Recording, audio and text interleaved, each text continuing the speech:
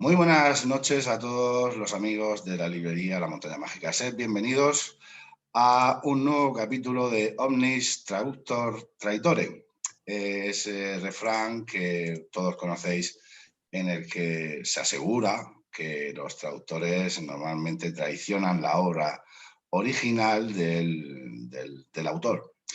En este caso yo ya casi doy por inocente y más aún daría como por héroe a Marian Ochoa Derive, que la hemos convocado aquí como traductora de Tatiana Tibuleac y de Mircea Cartarescu. Los dos se escriben en rumano y bueno, Mircea es rumano, Tatiana es moldava, pero bueno, los dos se escriben en rumano. Marian, muy buenas noches, ¿cómo estamos? Pues muy bien, buenas noches. Encantada de estar aquí para conocerte a ti y, bueno, y a los lectores que están por ahí agazapados. Claro que sí. Vamos a ver. Bueno, vamos con la última novedad, que es este libro que se está vendiendo muy bien. No sé si se ve bien, El jardín de vidrio de Tatiana Tibuleac. Se Sí. pronuncia así, ¿no? Tatiana Tibuleac. Tsibuleak. Bueno, es Tibuleac. una I gutural, una mezcla entre IU, es un sonido eslavo, de los sonidos más difíciles del rumano. Vale. Tsibuleak. Es una obra tremenda, es una obra tremenda. Ya sorprendió muchísimo, a mí me encantó la primera obra, que era el verano en El que verano. mi madre tuvo los ojos Tuvo verdes. los Me ojos pareció, verdes. además, con una vena poética Sí. terriblemente preciosa, porque es que no se puede escribir ese viaje de amor-odio, esa sensación de vida a través de la muerte de una madre no se puede describir tan bien como lo hizo Tatiana en ese. Y en El jardín de vidrio cambia el registro, sí que es verdad, y la veo como, bueno, cambia el registro parcialmente, y no sé si tú como traductora has tenido quizás con este libro, por decirlo de alguna manera, para que nos entiendan nuestros, vamos, los que nos estén viendo, alguna dificultad añadida con este libro que no te habías encontrado con el anterior, porque hay que, para que no lo sepa, es una autora que al fin y al cabo está surgiendo, está naciendo ahora mismo, al fin y al cabo es su segunda novela. Entonces, este increciendo de un autor muchas veces trae quizás ciertas complicaciones o no a un traductor, porque claro, tú estarías acostumbrada al primer libro y en este segundo, ¿has visto algún tipo de novedad gramatical? Sí, bueno, yo debo decir, la propia Tatiana me avisó, me dijo, bueno, cuando te enfrentes a la traducción de la segunda novela, vas a encontrar dificultades en la propia lengua literaria por varios motivos. Y el principal es el propio estilo de Tatiana. Tatiana es una persona, lo dijo el otro día en la presentación que hicimos en Madrid, que vive, digamos, desde el punto de vista lingüístico, es una persona esquizofrénica, porque ella ha pasado gran parte de su vida viviendo en la lengua rusa, viviendo en una lengua moldava falsa y viviendo en rumano, que era la lengua de verdad. Entonces, desde ese punto de vista, su formación lingüística, su cerebro, en cierto sentido, está fraccionado. Ella misma dice que a veces traduce de una lengua a otra. Y en esta novela, concretamente, la protagonista, Lastochka, es una niña huérfana a la que acompañamos más o menos desde los 8 hasta los 18 años. Luego la narradora es la Lastochka adulta, de la que sabemos muy poquitas cosas. Y a través de ese viaje de la niña vamos a ir conociendo la realidad social, política y lingüística de Moldavia de una forma muy sutil, porque aquí no hay catecismo ni político, ni social, ni económico. Es decir, con la maestría de Tatiana, que tú ya conoces, Sí. ella nos va llevando, nos va presentando esos pellizcos de realidad que nos abren las ventanas para conocer la realidad de la época. Yo creo que la lengua es casi un personaje. Y os voy a decir una cosa, cuando yo entregué el libro, he tenido muchísimo cuidado al traducirlo en respetar a veces el orden de las frases es forzado. Para un lector español, yo no sé si tú te has fijado o si a ti te ha chirriado a veces. Esto no Sí. quiere decir, no, si a ti no te ha llamado especialmente la atención, quiere decir que no es algo, en fin, que cruja demasiado, pero sí que encontramos muchísimas oraciones en las que el orden está cambiado. Y esto tiene que ver con la forma de estructurar la sintaxis en ruso o en moldavo. Y cómo la mente de la niña va trabajando con esas frases. Y yo cuando le entregué el libro a Enrique Redera, el editor, le dije, a ver, Enrique, con la confianza que ya nos une, tú no pienses que de repente tu traductora se ha vuelto loca y que ha roto las frases y que he trabajado poco el libro o que me ha salido este churro y os lo mando para que lo arregléis vosotros. Yo tengo especial interés en que la sintaxis se respete así, que falten artículos. Decir, pues es que aquí en español igual meteríamos un artículo. Bueno, pues sí, pero es que no hay que meterlo, porque en rumano también meteríamos un artículo, pero forzadamente tiene que faltar ese artículo para que se vea esa fractura, esa ruptura del idioma. Entonces, en ese sentido sí que ha sido más difícil, pero sobre todo por intentar preservar la importancia del lenguaje, es decir, que el idioma en este caso sea casi un personaje.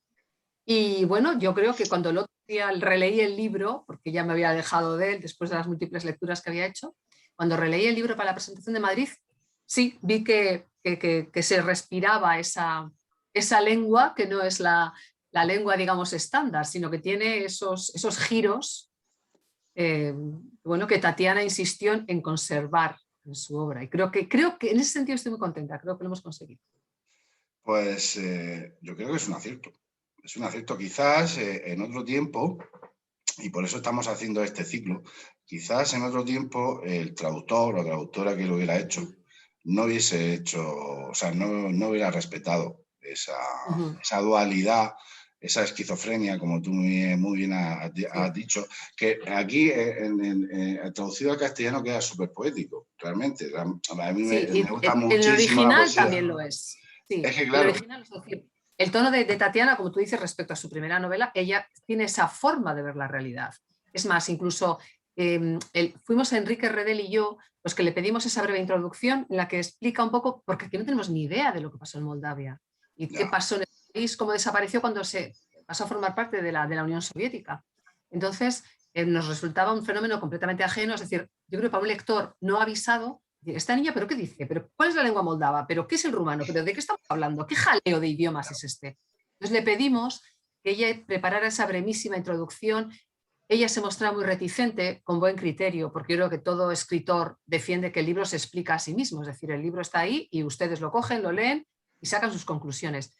Pero también confió en nosotros y dijo, bueno, si Enrique como editor y tú como traductora consideras que estas palabras van a ayudar a los lectores, pues adelante. Y ahí mismo hay una frase bellísima cuando se refiere al abuelo. Su abuelo se negó a aprender el cirílico y entonces murió con el alfabeto rumano, con las letras latinas atadas a él como un ramillete de flores. Es decir, es simplemente esa frase que está en un prólogo, refleja muy bien la forma de ver el mundo que tiene Tatiana Chibulak. Es una forma de ver el mundo que yo no he encontrado en otra autora.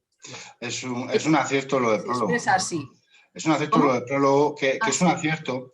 Pues mira, yo soy licenciado en Historia y la verdad es que he estudiado bastante lo que es la parte de los países del este, los países balcánicos también. Sí. Y sigo profundizando en ciertos artículos que voy leyendo y, por ejemplo, el tema de Moldavia, yo sí, a mí no me hubiese sorprendido, pero es que evidentemente al público en general sería totalmente desconocido.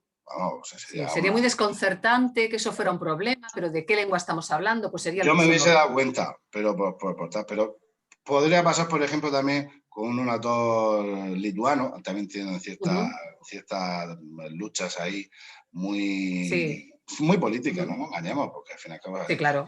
Entonces creo que el prólogo ha sido un acierto porque evita confusiones de más y sobre todo justifica tu trabajo, ¿vale? Pues me alegro porque, como te digo, Tatiana no lo veía necesario, decía, bueno, es que esto quizá en cierto sentido desmonta el libro, ¿no? Le decíamos, bueno, pues lo ponemos al final, decía Enrique, no, pero la gente quizás se va a despistar por la novela y va a decir, yo la tiro, esto está mal traducido, está mal escrito. Y entonces, bueno, lo de que la solución... Para mí ha sido un acierto total. Yo creo que es muy necesario, si no... Hay ciertas partes que se hubiesen dado o bien por licencias poéticas del propio autor, licencias de traducción. Yo sabe que cualquiera hubiese pensado, pues bueno, lo que hubiese querido. Estando avisados de las circunstancias en las que se vive en Moldavia, que no son muy diferentes de las que se viven en otras zonas limítrofes, pues entonces ahí ya por lo menos te pones en expectativa, ¿no? Y entonces ahí en la cabeza ya de sí esa puedes niña y en entender. las cosas que le Claro, pasaban. claro. Es un librazo, ya os lo digo, El Jardín de Vidrio en la librería La Montaña Mágica lo estamos vendiendo muchísimo, vamos, yo casi a punta de pistola, como antes de estar. Me parece muy bien. Es Y una gran lectura. una traducción, pues genial, María. Muchísimas gracias. Y bueno, vamos, porque sabes tú que también te lo he dicho fuera de la grabación, que yo soy un amante fanático de Mircea Cartarescu. Eres cartarescólogo de profesión. No, se me traba la lengua. Se me traba de la la lengua. emoción, de la emoción. Sí, no. Yo he de decir aquí, y yo lo he comentado, que cuando estaba leyendo Solenoide, hubo muchísimas veces que me levanté del sofá, emocionado. Que decía, madre mía, por Dios, qué barbaridad. Sí. Pero yo decía, yo pensaba en ti, y evidentemente yo pensaba en ti porque hay frases, hay páginas enteras. Bueno, aquí lo tengo, que esta es la edición de tapa dura, que ya no se hace. Ha dado muchos viajes, lo he leído ya 3 veces, todo lo que he dicho, y ha hecho muchos viajes y bueno, me lo conozco bastante bien este libro, por eso no me ha costado ir encontrando aquellas páginas que me encontraba una dificultad en todos los aspectos. Pero, a ver, María, aparte aquí detrás tengo también Nostalgia, Lulú, etcétera. Bueno, aquí tengo la colección completa. ¿Ves cómo te mereces el título de cartarescólogo? Pero Solenoide, bueno, espérate. Sí es que es verdad que hay, por ejemplo, vamos a ver, este es el de Nostalgia, ¿vale? Que aquí es verdad que uno de los cuentos, el de Rem, posiblemente, y el de los gemelos, son de una dificultad, creo que para ti, o tuvieron que ser de una dificultad, vamos, homérica. Sí, con mayúsculas. Vamos. Sí. Pero bueno, vamos a dejarlo ahí, vamos a centrarnos en Solenoide, o si quieres nos vamos a la izquierda, el cegador, el cuerpo, ahora mismo no lo he encontrado, pues ya te digo que estoy en plena transición de mover libros de una casa para otra, pero vamos a ver, tú cuando te dicen, bueno, traduce a Mircea Cartarescu, te enfrentas de buenas a primeras con él. ¿Cuándo fue? Cuenta tu historia porque a mí me interesa muchísimo. Cuenta un poco. Bueno, pues allá voy. A mí no me descuerda, que yo soy la abuela cebolleta. Aquí me pongo a contar. Tira, cuéntame que me tienes como niña aquí escuchando. Venga. Pues mira, en este caso, la aventura con Mircea Cartarescu no surgió de mí. Yo lo había leído en Rumanía, había leído cosas, no toda su obra, había leído bastante. Y fue precisamente Enrique Redel, después de que ya empezáramos la colaboración, habíamos publicado un libro de Mijaíl Sebastián, Mujeres, que es una delicia de novela, y la novela Adolescente miope de Mircea Eliade, del histórico de las religiones. Bueno, ya estábamos, digamos, con una relación editor-traductora, y entonces Enrique Redel me propuso traducir El ruletista, que es el primer relato de las 5 historias que componen Nostalgia, con la idea de ver si este autor podía tener futuro entre nosotros, si iba a funcionar en España. Es un relato muy breve que escribió a muy temprana edad, lo escribió con 21 años. Es un relato genial para un chiquillo de esa edad. Y bueno, se publicó en esa edición preciosa, que casi es como una especie de separata, y el éxito fue fulminante. Entonces fue el primer aterrizaje de Mircea Cartarescu en español. Y entonces eso dio pie a decir, vale, pues adelante, vamos con el resto de la obra. Salió Nostalgia, salió Lulú, aquí, bueno, es Travesti originalmente, yo creo que es el libro que más me ha costado traducir. Me costó muchísimo. Física. Sí. Me ha costado también el cuerpo. Yo creo que Cuerpo y Lulú están en un grado parejo de dificultad, por motivos distintos. Pero Lulú, fíjate, te puedo decir, hubo varias veces en las que tuve que cerrar la tapa. Yo escribía con un portátil tengo una casa en el campo y cuando estoy allí escribo en un portátil y tenía que cerrar el ordenador porque efectivamente notaba que me iba a dar algo. sea, tenía tal grado, no sé si era la fuerza de las imágenes, la intensidad de la concentración, bueno, es que me asfixiaba. Y cuando conocí a Mircea Popescu, lo conocí en Córdoba, bajé al Festival de Poesía de Córdoba, yo estaba trabajando en Lulu y entonces, después de las presentaciones de Encantada, Encantado, le dije, bueno, debo decirle una cosa, estoy sufriendo muchísimo con la traducción de Travesti. Y entonces se echó a reír y me dijo, pues eso es muy buena señal. Entonces ya está, fue como darme la bendición. Pues efectivamente tienes que sufrir mucho para traducir ese libro. Ese libro me costó muchísimo. Y luego, bueno, en la secuenciación de las obras de Mircea Cărtărescu, lo cierto es que, por supuesto, no se ha seguido el criterio cronológico con el que se publicó en Rumanía, no podía ser de esa manera. Y también ha contado un poco a la hora de ir presentando al autor, un autor tan peculiar, tan difícil, con unos mundos tan personales, a veces tan oscuros, a veces tan abstrusos, a veces es un autor que él mismo lo ha dicho, ¿no? Yo he escrito libros que son peldañitos y libros que es un peldaño que te llega al pecho, entonces tienes que escalar ese libro, ¿no? Entonces hemos intentado también facilitar el acceso al autor, al público en español, alternando libros más difíciles o grandes obras con libros entre comillas menores. Por ejemplo, yo mañana me voy a reunir en Vitoria con un club de lectura que ha leído El ojo castaño de nuestro amor, que podríamos catalogar entre los libros menores. Las bellas extranjeras, que es un libro que yo me leí en un viaje de vuelta de Rumanía entre aeropuertos, ahí tirado en Frankfurt en el tránsito de 8 horas. Y se lee muy rápido. Sí, y no podía parar de reírme, porque me parecía un libro divertidísimo. Entonces, hemos intentado presentar al autor pues, con toda la seriedad y la gravedad y la densidad de su obra, pero también que se vean las otras facetas. Y cuando, claro, nosotros nos acercábamos ya pues, al tótem, ¿no? Que es Cegador, esta trilogía de prácticamente 1500 páginas. Y bueno, pues íbamos en cierto sentido acercándonos con miedo al momento en el que habría que abordar la publicación de la misma. Y entre tanto, bueno, había de por medio una cuestión sobre derechos de autor, los tenía otra editorial, había que esperar a que esos derechos vencieran. Entonces, pues bueno, pues para esperar, nos metimos en este lío de Solenoide y también de una forma verdaderamente chusca, que sí quiero contar. El libro nacido en noviembre, es como hablo de las criaturas. El libro había nacido en noviembre en Rumanía. Yo no lo había leído.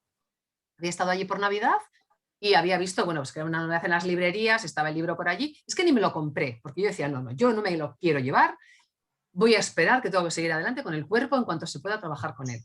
Y entonces, en un buen día de febrero, yo estaba de vacaciones en Francia, aprovechando la semana de carnavales, y había ido al pueblo de las alubias que aparece en Las bellas extranjeras, donde comen todo el tiempo este guisote con el que los franceses homenajean a los escritores que aparecen en ese libro, con la cassoulet esta famosa. Y cuando ya habíamos devorado la cassoulet y estábamos a la ribera de un río tomando el café, llama por teléfono Enrique Redel. Le digo, me dice, bueno, Marian, ¿qué tal? ¿Dónde andas? Pues mira, estoy en Francia. ¿En Francia? ¡Qué gracia! Digo, sí, mira, he venido a Castelnaudary, a donde Mircea comió la cassoulet. ¡Ay, no me has avisado! Pero mira que eres traidora, mándame una foto del pueblo, del cocido, tal. Bueno, no pudo ser porque ya me lo había comido. Pero él me informó de cómo estaba la situación de los derechos de autor. Pues mira, yo creo que es mejor esperar porque, en fin, estas cosas son como son, hay unos procesos legales. Y dijo yo, pues muy bien, pues entonces ya pensaremos qué hacer. Y entonces, así, tal cual, a la orilla del río, tomando un café, le digo, oye, Enrique, por otro lado, en Rumanía ha salido Solenoide, que está todo el mundo loco leyéndolo. Yo lo he visto estas Navidades, no lo he comprado, pero sé que está siendo un fenómeno editorial. Dice Enrique, pues voy a hablar con Mircea, a ver qué dice. Tal cual, cuelga, le llama a Mircea. Mircea, me dice Marian que ¿qué te parecería publicar Solenoide antes de la trilogía? Y Mircea dice, sí, por supuesto, estoy absolutamente de acuerdo. Vuelve a llamar a Enrique. Marian, oye, que sí, que dice que adelante. Y yo, o sea, claro, me pilló tan absolutamente... Te pilló con el cocido, casi sí, en el estómago. Bueno, efectivamente, o sea, casi se me cortó la digestión. De tal manera que volví a Bilbao, te puedo asegurar que estuve una semana sin dormir. Porque claro, yo había visto el ladrillo y sabía de la dificultad implícita que presentaba. Entonces, bueno, me mandaron el PDF, me mandaron el libro y me puse a trabajar a un ritmo vertiginoso. Y bueno, fue una experiencia tremenda. ¿Cuánto tardaste? Pues me puse en febrero prácticamente con él y lo entregué, pues estuve con 1 año y 4 meses, 5 meses. Fue una tarea hercúlea. No, te creo porque, bueno, si es que tiene tanto. Yo he cogido, bueno, así, he buscado algunas frases que, como tú bien has dicho, son muchas imágenes que son tan profundas, a pesar de que el rumano y el castellano vienen de la misma raíz. Pero claro, Latina. estamos hablando de un escritor total, en el puro y duro sentido de la palabra, porque él nunca ha dejado de, aunque él, bueno, por ahí tiene la poesía completa, que también, Sí, la tengo por aquí. de la cual estoy muy interesado. Estamos con ella, una edición preciosa. Ya veis, este señor no se queda corto. Cuando escribe poemas también. Pero bueno, que yo estoy muy interesado, pero claro, evidentemente, por lo que conozco, él dejó de escribir poesía hace mucho tiempo, o entre comillas. Y claro, este año ha publicado un último libro.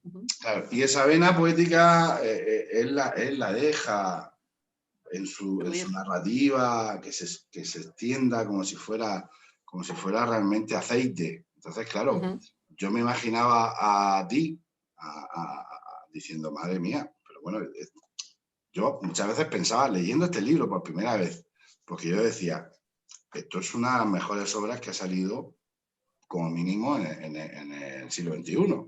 Por ahí ha salido gente diciendo que es la primera gran obra del siglo XXI. Sí. Y yo estoy de acuerdo, ¿eh? Yo estoy de acuerdo. Ya porque sea muy fan de él, no, sino porque estoy de acuerdo. Es así.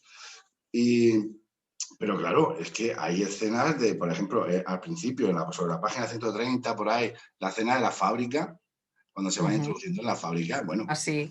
Cuando entra por el agujero. Claro, dices tú, mía, pero bueno, claro, yo creo que ahí esto para intentar que el lector español, castellano, apreciase toda la profundidad de muchos de estos momentos, ese miedo, por ejemplo, atávico a los dentistas.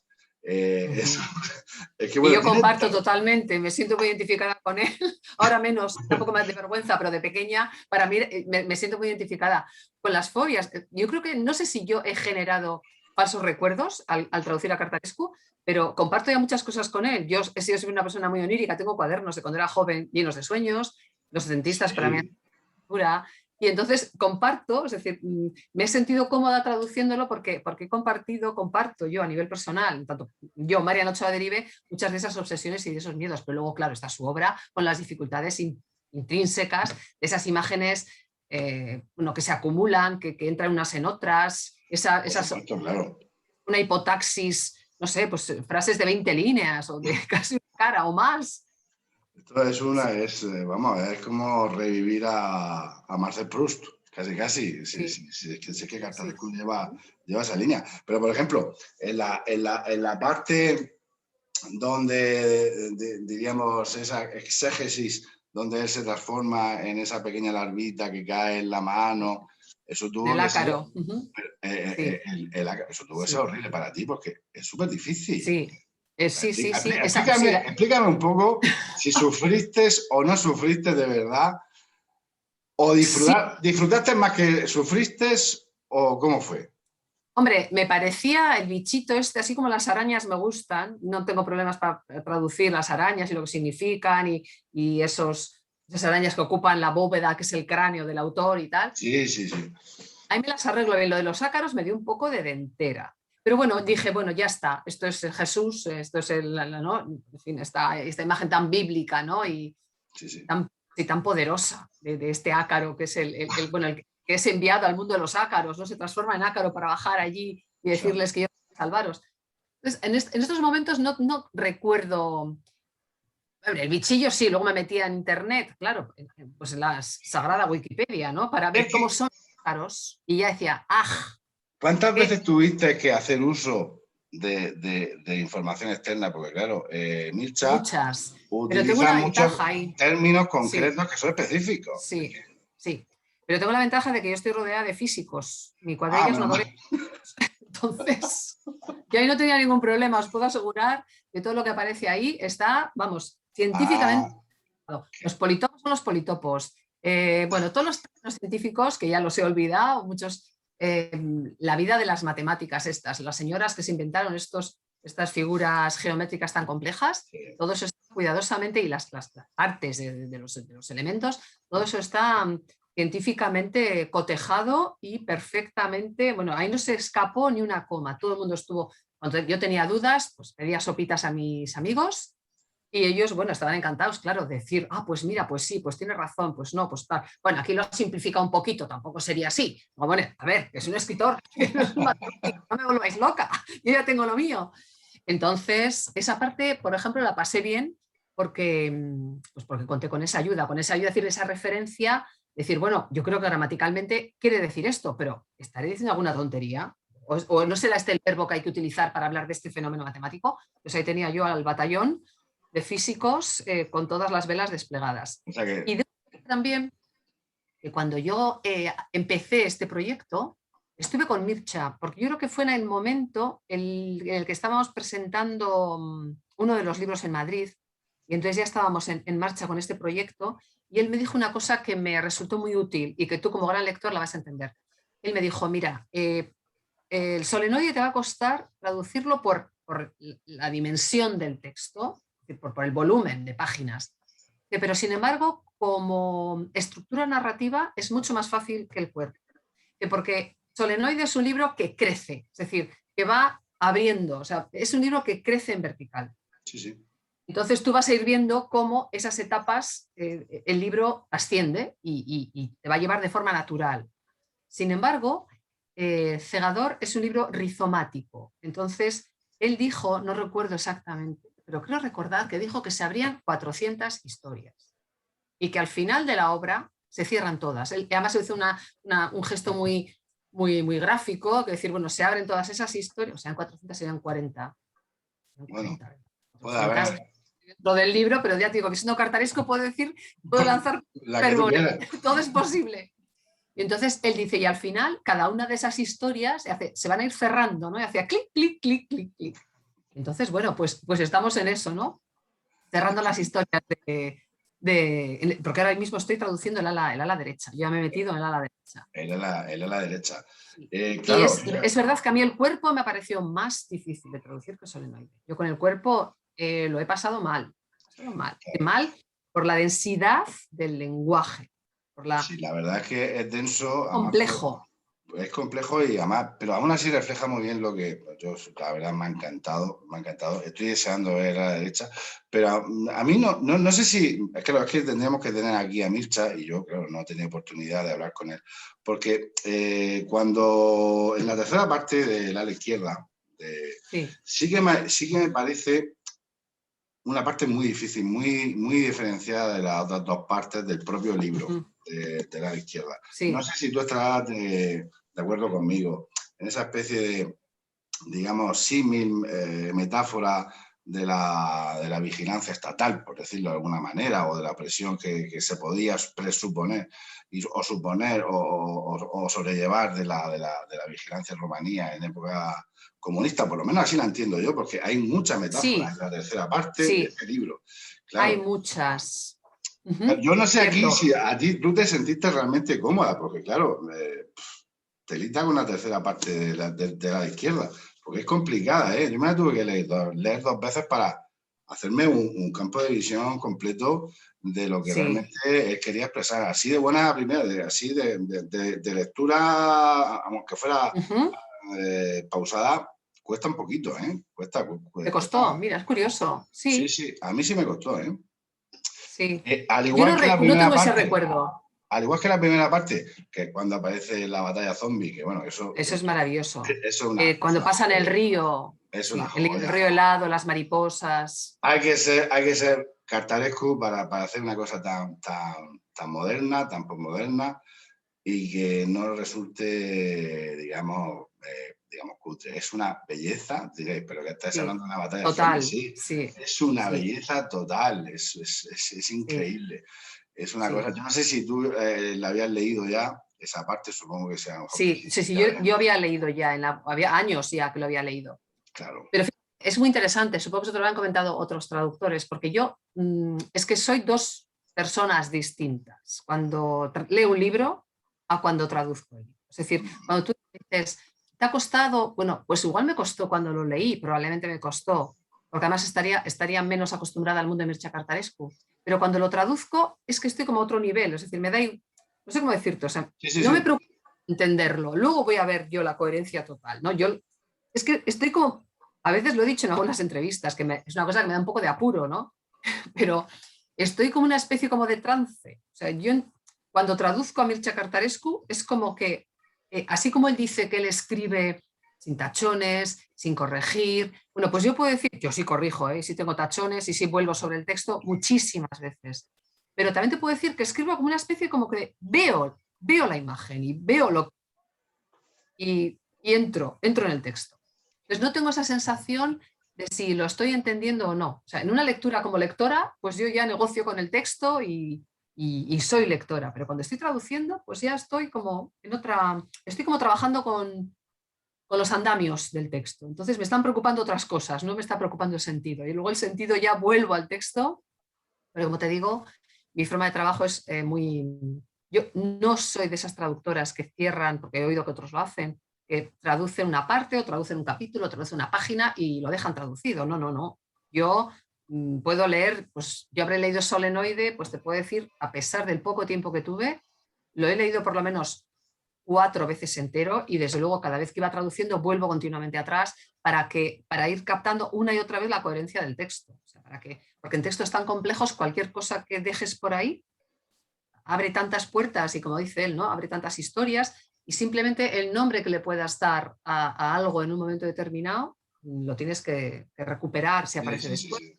Todos esos detalles que forman, bueno, pues la magia, ¿no? de la prosa de Cărtărescu, todo eso está muy cuidado, por eso los leo infinitamente y trabajo muchísimo esa parte del texto. Claro que sí.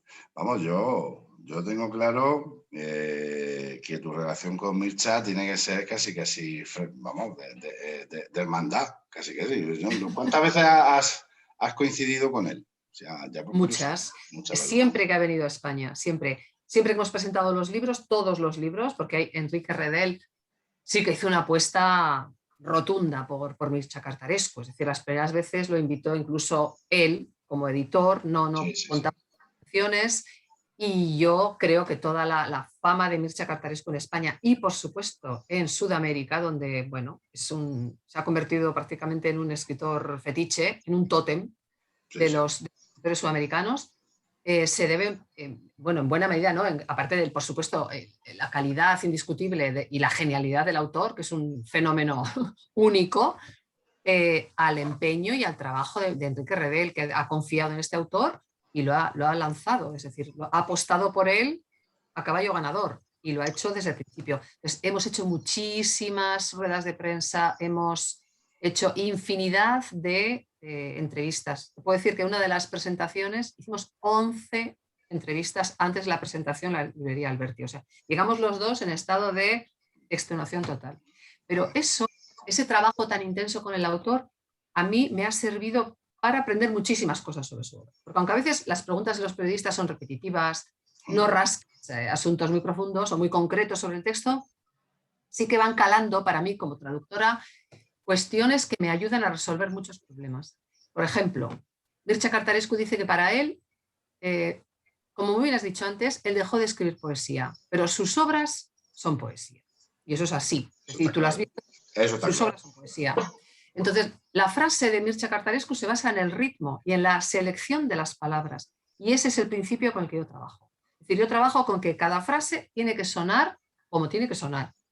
Te puedo decir, por ejemplo, que hace poco, en una de yo creo que fue con el cuerpo, me faltaba, para que sonara bien, esa frase me sonara bien el oído, le añadí una sílaba, le añadí un ya, que no molestaba en la frase, pero tenía que ser para que sonara bien. Sí, Entonces sí. estaba con una amiga y se reía y me dijo, sí, es que es verdad, esa frase en castellano me faltaba una sílaba. Bueno, pues así trabajo. Y trabajo un poco con la meticulosidad con la que estoy trabajando su poesía, ¿no? Pues, trabajando siempre con el ritmo de la prosa de Cărtărescu.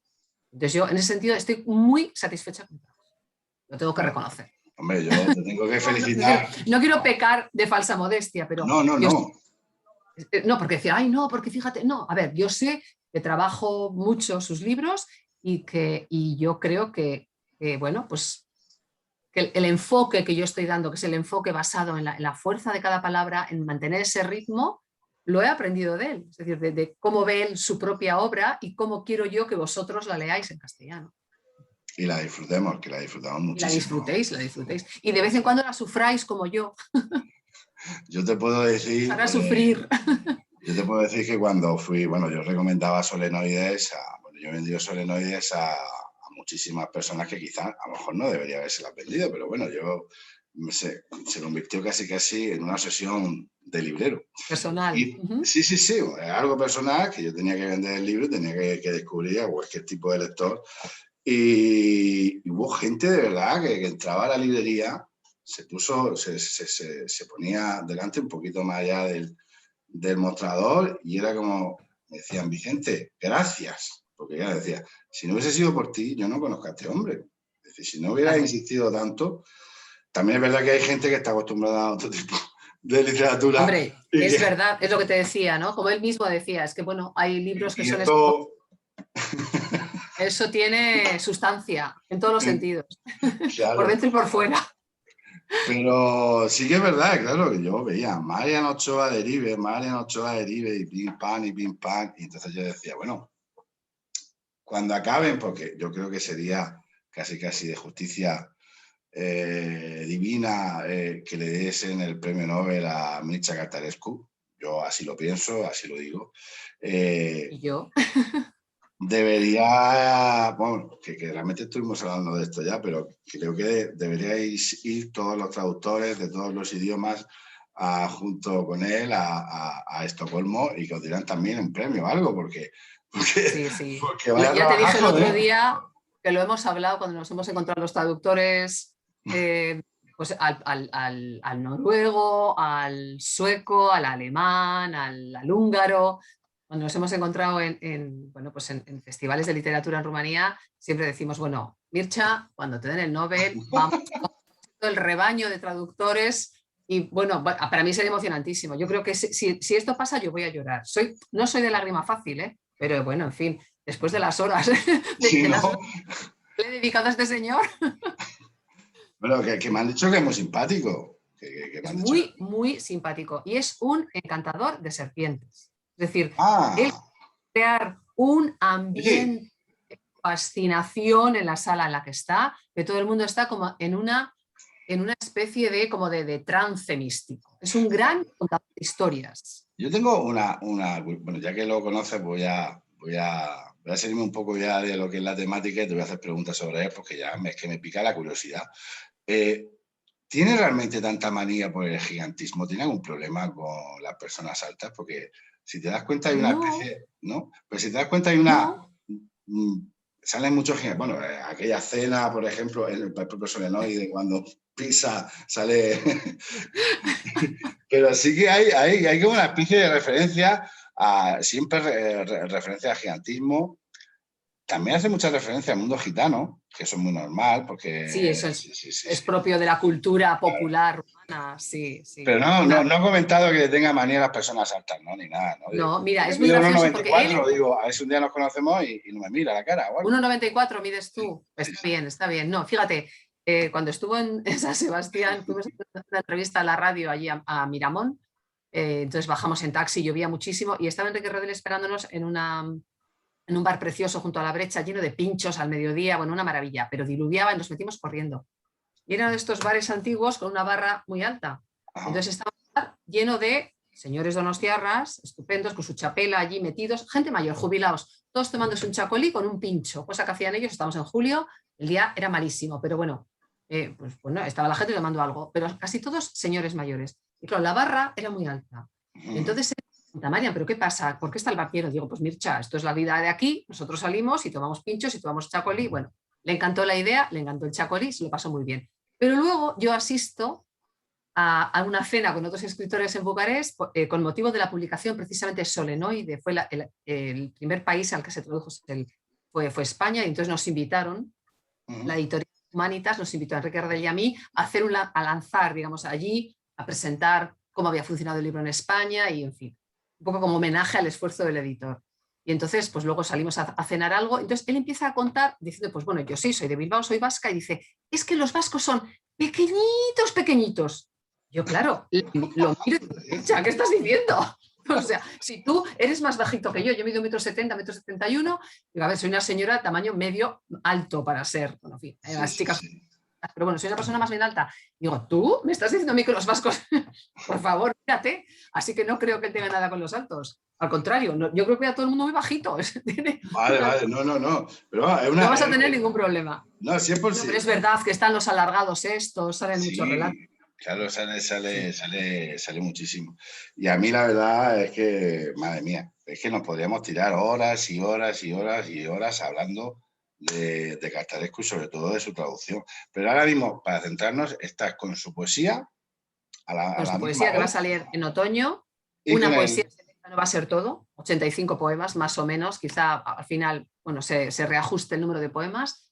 Y luego estoy ya traduciendo El ala derecha, que es un proyecto a largo plazo, porque está el año que viene, pero bueno, para descansar de su poesía me meto en su prosa. Y debo decir una cosa, cuando el otro día empecé a traducir El ala derecha, sentí una sensación como si hubiera tenido mono de la prosa de Cartarescu. Es Sí, decir, yo cuerpo cansadísima, dije, bueno, necesito descansar porque me estaba afectando, es decir, estaba casi a disgusto ya, ¿no? De tanta obsesión y meterme en sus mundos a veces tan duros. Y bueno, y como te digo, este libro ha sido especialmente difícil, con muchos pasajes muy duros, muy rocosos, ¿no? Para la sí. traducción. Pero de repente, cuando empecé a la derecha, que es un libro que está fluyendo muy dulcemente, es su libro más político, en el que bueno, analiza la decepción Ujú. política de su padre, que en cierto sentido sí que creyó en el proyecto comunista, en el proyecto socialista. Entonces, el libro fluye tan bien que dije, bueno, qué maravilla, qué grande es este señor. Y hay poemas verdaderamente maravillosos. No, Maravillosos. me estás poniendo los dientes largos, madre mía. Pues sí, tienes motivos, tienes motivos. Porque entonces, Pronto llegará. el ala derecha mínimo hasta Octubre, 2023, octubre, o octubre finales de 2022. octubre, o sea, Octubre, para Navidad, para hacerme probablemente. Vale, vale, para hacerme Sí, hermano. sí. Pero va a buen ritmo, ¿eh? Al final igual se podría meter antes, no lo sé, no sé cuáles son los planes editoriales, que ahí ya está el editor que es quien manda, pero yo el libro lo estoy llevando a buen ritmo y estoy disfrutando muchísimo, porque me gusta mucho cómo está escrito. Es otra perspectiva. Es otra Me gusta mucho. perspectiva, ¿verdad? Nada, pues genial. Nada, pues nada, lo único que nos queda es esperar bueno, y al siguiente libro también de Tatiana, que por supuesto la sigas traduciendo tú, por supuesto, porque Bueno, yo ya espero que sí, yo Tatiana, espero que sí. que la hemos dejado un poco olvidada, Tatiana tiene un futuro muy prometedor. Yo Muy prometedor. realmente estaba muy ávido por ver su segunda novela. Claro, es decir, la primera me encantó, o sea, fue una cosa, pero claro, no sabes cuál va a ser su trayectoria. Entonces, dices, bueno, Ujú. vamos a ver Sí, por porque dónde hay va. escritores de un solo libro, han escrito un libro y dices, bueno, pues esto Y, así, pierden la voz. y yo he tenido lectores que, te digo, de diferentes opiniones, pero la mía es que sale ganando. Está cogiendo Ujú. el camino correcto, realmente. Sí. Está cogiendo Yo el creo que camino este correcto. libro es literariamente mejor que el primero. Yo creo que es una Sí, autora más madura, más sofisticada, que escribe un libro con más voces. La voz va a ser la de Lastochka, pero hay más ecos en ese libro. Hay una lectura sobre la maternidad, sí, es que sobre la identidad, sobre la propia Moldavia, sobre Besarabia, tiene incluso la lectura política, entonces está la lectura en el plano personal, la lectura en el plano sí, sí, político, sí. está Gorbachev, está Chernobyl, es decir, ahí pasan A mí muchas me ha cosas. encantado, ¿eh? A mí me ha encantado. Sí. Ya me dijo Enrique, vas a notar estas diferencias y tal. Entonces, ¿sabes qué? Me puso como un poco, uy, uy, uy, uy, madre mía, a ver qué pasa con Tatiana. Pero que va, Bueno, así fíjate, para yo bien. cuando presentamos el libro en el 2018, justo se publicó a principios de febrero y ella vino a presentarlo a Madrid, pues prácticamente la prensa no había tenido casi tiempo de leerla. Y entonces, bueno, fue una presentación un poco también para conocernos y bueno, pues hicimos la presentación en una librería, hice unas cuantas entrevistas, pero bueno, todavía no era el fenómeno Tatiana Chibulá que ya se ha construido. Y yo tenía el segundo libro, El jardín de vidrio, en casa y no me había atrevido a leerlo, porque tenía esa sensación como de pánico, de, ay, y si me decepciona, ay, y si no me gusta, ay, y si... Entonces tenía muchísimo miedo, pero pensé, a ver, Marian, vas a estar con la escritora en Madrid, la vas a conocer, no te vas a presentar diciéndole, no, bonita, el libro segundo no lo he leído porque me da miedo. Entonces, cuando llegué, me lo acabé en el autobús a Madrid y ella cuando llegué, me dijo, ¿qué tal? Y el segundo le digo, pues Tatiana, lo acabo de terminar, pero no quería leerlo. Y me dice, ya, lo mismo le pasó al traductor al alemán, que le daba miedo enfrentarse a un fracaso. Es decir, claro, te has enamorado de esa autora y de esa novela y ahora de repente se me hunde el personaje, se me hunde esta, pues bueno, esta Sí, ídola. bueno, estas cosas pasan a veces, pero creo que con Sí, Tatiana claro. no pasa. Creo que con No, Tatiana no, no va a pasar. yo creo que no va a pasar. Y esto, digamos que la carrera de un escritor es como si fuera la de un río. Yo creo que el cauce literario, ese es correcto, ¿eh? Ese es correcto, donde va a tener como más ancho, va a poder abarcar y donde ella se va a poder expresar con mucha más libertad y además de una manera muy novedosa, ¿eh? Yo a Tatiana, Sí, ahí está, es que es una voz diferente. sinceramente le veo un gran futuro. Un gran futuro. Sí, yo también. Lo que pasa es que en el mundo literario, el gran futuro, claro, como estamos en el mundo de la inmediatez, no quiere decir que dentro de 2 años, ¿no? Yo cuando le digo un gran futuro, ella que tiene 40 y poquitos años, 40 y pocos, o 42, 43. de aquí a 20 años podemos estar hablando de una referencia totalmente descomunal. O sea, puede ser una referencia principal de la literatura europea incuestionable, si sigue así. Yo realmente lo veo así. Vamos, lo tengo claro. Pero bueno, yo estoy todo puede pasar en la vida, ¿eh? contigo. Todo puede pasar. Sí, bueno, yo espero que incluso ella dice, pues igual dejo de escribir, ¿no? Pues ya no, está. hombre, no, dile que no. Yo también digo, Tatiana, por Dios, no. Tatiana, no. Yo a Tatiana me siento especialmente unida porque yo la descubrí en Rumanía y bueno, la leí, terminé de leer el libro en la playa, llegué a casa, busqué su contacto en internet, le escribí directamente para ver si estaban los derechos de autor libres. Y me contestó a los 2 segundos, me dijo, sí, están libres, bueno, muchísimas gracias por tus palabras y no sé qué. Y le dije, ¿puedo hablar con el editor para decirle que he encontrado una joya? Y me dijo, claro. Entonces le ¿Pero fue descubrimiento tuyo? Sí. ¡Ah! De él, y le dije, Enrique, he leído un libro que me ha dejado muerta, turulata. Yo voy a traducir ese libro. Si tú lo quieres, es tuyo. Bueno, tú lo coges y tú te ocupas. Pero Claro. Entonces él me trató, cuando nos tratamos así, como, Ochoa, ¿qué me estás diciendo? Pues fenomenal. Si tú dices que el libro es bueno, es mi libro. Y digo, Enrique tiene fe ciega en ti, ¿no? Pero pero fueron 10 minutos. O sea, todo esto en máximo un cuarto de hora. Entonces le volví a escribir a Tatiana y le dije, Tatiana, el editor ha dicho sí. Claro, ella diría, esto es una pareja de locos. Como que ella le dice explicar el libro, el otro dice que sí. Y entonces yo dije, bueno, yo a partir de aquí me retiro las cuestiones de contratos, firmas y asunto, y yo me siento a traducir. Y me senté a traducir el libro y así salió. De esta forma loca. Vaya, no sabía yo vamos, que gracias a ti tenemos a Tatiana aquí. Sí, porque fue un arrebato, en fin. Por eso tengo una especial, en fin, sensibilidad hacia Tatiana, porque la veo un poco niña. Eres su madrina. Claro, soy la madrina, soy la madrina. Ahí está, sí, señor. La hada madrina con la varita. Pues buena varita has tenido, la verdad que muchas gracias. De verdad te lo damos. Pues me alegro muchísimo. Muchísimos lectores. Sí, yo me alegro muchísimo porque para mí, bueno, pues para mí es un motivo de alegría ver que no me equivoqué. O sea, que lo que yo vi en ese libro, pues que sí, lo ha visto la gente, ¿no? Y que se han alegrado de lo que, o sea, y han disfrutado de lo que yo pude disfrutar, porque es una voz verdaderamente original. O sea, se han escrito sobre madres e hijos millones de libros, pero esa perspectiva, esa fuerza de la lengua poética de Tatiana, esa forma de hablar.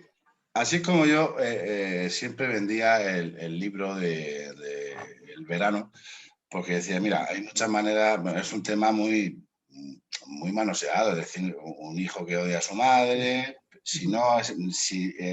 lo interesante no es la historia, es cómo se cuenta la historia. Es que ahí es donde está la verdadera literatura. Es decir, si los grandes temas de la literatura, eso lo sabes tú, yo y cualquier persona que esté cercano al mundo de las letras, están ya todos contados. No sé qué no.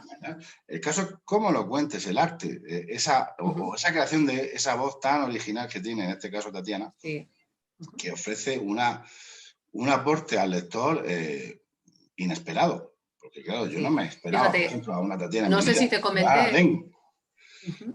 Yo soy profesora de instituto por las mañanas, bueno, tengo clase, he tenido clase esta mañana, me has pillado corrigiendo unos exámenes que ya he acabado y bueno, me voy a dar una vuelta. Pero se me ocurrió la idea de proponer en mi departamento leer el libro de Tatiana en primero de bachillerato, porque teniendo en cuenta que los alumnos rechazan los clásicos, bueno, en fin, es posible, dijimos, bueno, pues vamos a apostar porque lean un buen libro.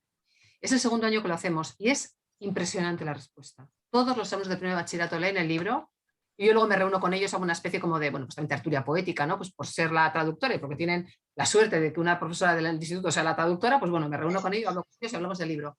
Y es impresionante, impresionante y emocionante cómo entra en el libro, cómo les gusta, cómo le convencen a su madre para que lo lea, o a su padre, o a sus hermanos.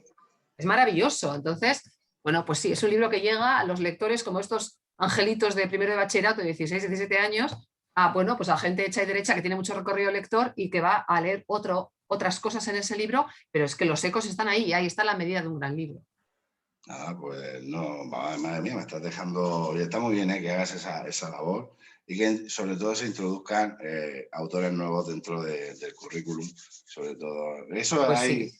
claro, porque es necesario. Más, estoy haciendo unos vídeos aparte de por qué en España se lee poquito, que estamos tratando de esos temas, y se tocó ese tema que fíjate que tú acabas de nombrar, y un poco eso de que muchas veces no sé, hay un tipo de profesorado que no se atreve a Sí, es muy rígido y bueno, tienes que leer a Calderón de la Barca, que yo sé que si no lo vas a leer por obligación con esta edad, probablemente nunca vayas a leer a Calderón de la Barca, ni la Celestina, pero yo cuando he leído con ellos la Celestina o el Lazarillo, aquello es un tormento, porque van todos al rincón del vago, porque se buscan los resúmenes hechos, entonces yo me siento frustrada, me siento enfadada, ellos no leen nada, entonces yo prefiero que lean pues a una señora que yo espero que se convierta en una clásica contemporánea, y si no se convierte no pasa nada, han leído un buen libro, lo han disfrutado y han visto que la experiencia de leer es buena, y ya veremos esos 90 alumnos que lo leen cada año, 100, pues cuántos, si 10 llegan a ser lectores, pues bueno, yo creo que ya mi labor docente ya está sobradamente pagada. Seguro, seguro. Vamos, Con eso me conformo.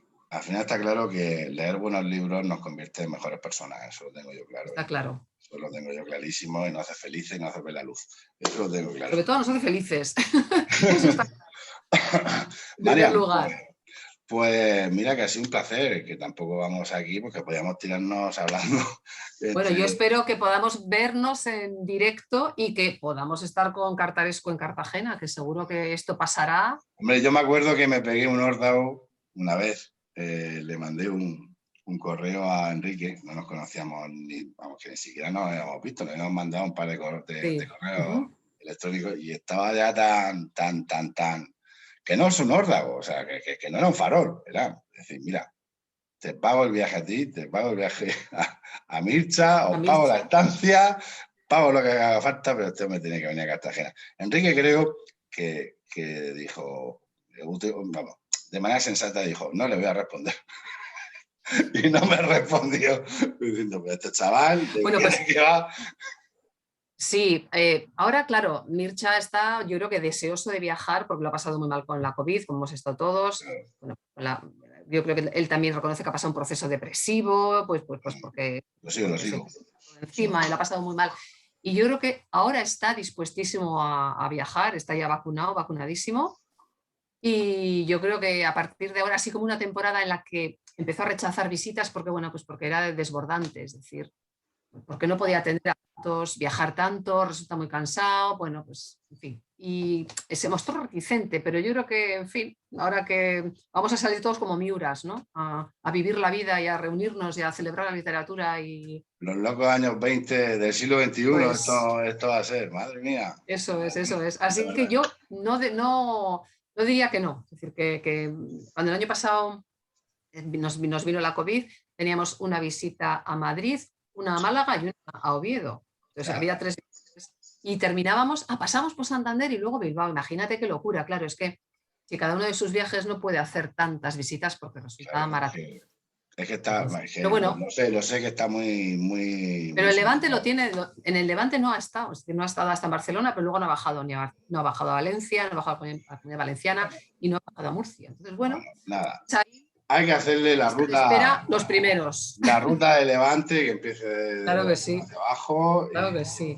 Eso está desatendido y hay que cuidaros. Hombre, claro que sí, pero si nosotros somos los que los vamos a cuidar, no te preocupes. Entre las paellas Cuidado mutuo. valencianas, Claro que sí, claro que sí, no lo dudo.